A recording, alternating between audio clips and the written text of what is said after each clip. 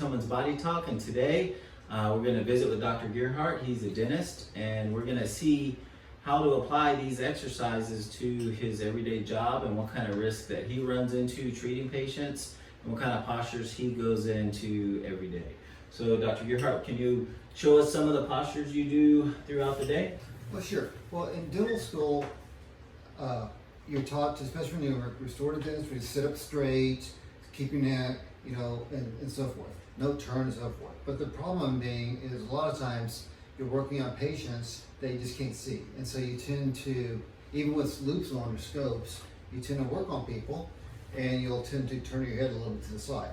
Or you'll turn your shoulder a little to the side and so forth. And over time, a lot of dentists get neck pain and lower back pain. When you have a job like this where it's constant repetitive pressure for hours, and you could have just 2 days that are constantly like this, but it's pressure over time, so pressure over time wins.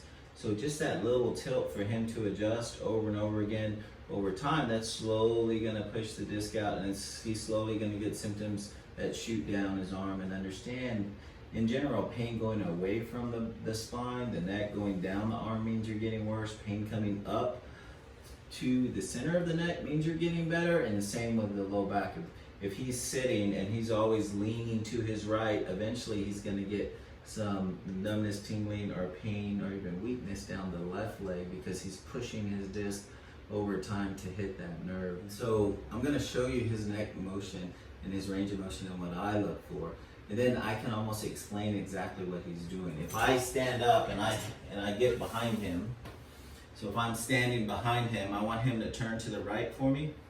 He should touch my hand. He's literally almost 4 to 5 inches away. Now turn to the left, and same here, a little bit worse on this side, right? And so what happens is, because he's always turned here, he starts losing motion. And again, that pushes the disc this way. Over and over, he's looking down.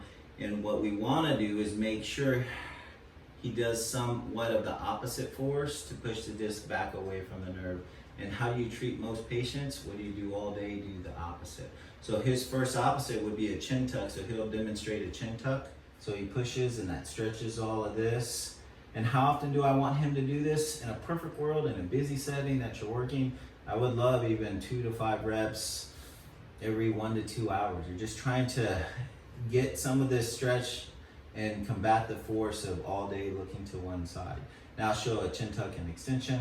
So he goes in and then he pushes up, up, up. See the difference? His nose should go right here, and he's lost so much motion here. And he's working on it, but it's gonna take some time. But if you ask me what happened, it's doing that for 20 years, you start losing motion over time. And so that's why it's really important to understand. The second one, or the third one that we're looking at, is the midnight. And how do you stretch this? He's gonna put his hands behind his head, elbows in, and then he's gonna look up and he's push. His elbows actually should come right here. So you can see that tightness there. And when I push, I can feel it. I can feel how tight this is. His lats are tight. And you go back down. Let's do 3 or 4. So elbows in and go up, up, up, up, up, up, up, up, and back down. And then one more, up, up, up. And in a perfect world, how often? If he's not working, I want 10 of these every 2 to 3 hours, or 6 to 8 times a day. When you're busy and you're at work, just throw 1 and 2. This would also be a great thing for you to go over with your patients, because I'm sure you see patients who can't lie down on their back, or they can't sit back in the chair and open because they have neck or back pain. So this would be a great opportunity for you to educate them a little bit and say, hey, you should go to therapists, or you're allowed to refer them to physical therapy for neck pain, and we can address it ourselves. The final exercise I want to show you, just as general basic exercises, is to stand up. Go ahead and stand up. He's going to put his hands on his hips, and then he's going to bend back as far as he can. So further, further, further, further.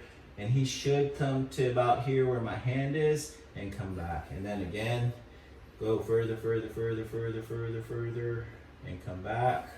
And one more time, further, further, further, further, and come back. So go ahead and have a seat. So what you're seeing is that he slowly lost motion here and here. And this is someone who's really trying to keep that upright posture, and he's really trying to work hard. but that simply isn't enough. You have to apply the opposite force to combat that prolonged force that's beating you up over 20 years. Because what you're gonna do is wear out the front part of the spine because you're always on the same part. Neutral is neutral. Neutral doesn't help or hurt you, right? What hurts you is leaning forward, right? What helps you is getting back. Why? Because it's the opposite of what you do all day. And so that's what these exercises are combined for. And so you see how I go in? And that's real easy for me. It's like straightening my elbow. I don't really feel any tightness. He probably feels a lot more because he doesn't have motion, and so he's continuing to push to stretch it. But this is my chin tuck, right? This is my up looking. See how far my nose goes? And this is my thoracic, right? See how my elbows go to the ceiling and his stop about here? So he's lost all that motion. And so what you have to think about, what happens is you start getting shoulder pain because you can't lift because you're forward. And it ties into a lot of different things. And we haven't even touched on TMD and why that happens as your jaw goes forward. So think about pressure over time when someone slouches or when someone's 5'4" and below and they don't fit in chairs and they're constantly forward, and you're giving them a night guard, but you're not addressing the way they sit. So, hey, I want you to wear this the 6 to 8 hours you sleep, but I'm not worried about you at work like this. So we need to address that. And how do you address that? You teach them with a pillow, which will show, and then we kind of sit back, and that helps you bring that jaw and your neck back in a good position. So you're chewing here, you're talking here, and just think what that does 6 to 8 hours a day as far as taking pressure off your TMJ joint. 50% of the equation when you treat a patient is posture correction, but they have to understand. If they don't understand the purpose of a pillow, they won't use a pillow, and then it'll be in their trunk, right? And the whole purpose of the pillow is good pressure over time. So again, this is neutral if I sit them up straight, so it doesn't help or hurt me. What kills them is the slouching or the turning, and what's gonna help them is this pillow. So he's gonna put this pillow in the back, and I'm gonna explain it. When he puts this pillow about belt level and he leans back, all of a sudden it puts him into a chin tuck, it puts him into a little thoracic extension and a little bit of low back or lumbar extension. And so right here, he's really helping me. He's getting off the front part of the spine and he's giving it a break and he's leaning on the back. And how do you treat most people? What do you do all day? Do the opposite. We're gonna do a quick refresher, just of the 3 exercises that we want you to do. So, and he goes and he pushes and he push, and that stretch this, right? And he's gonna do that, good. Relax, and now push up, push. And his nose should be here. So his goal is eventually to get that over here.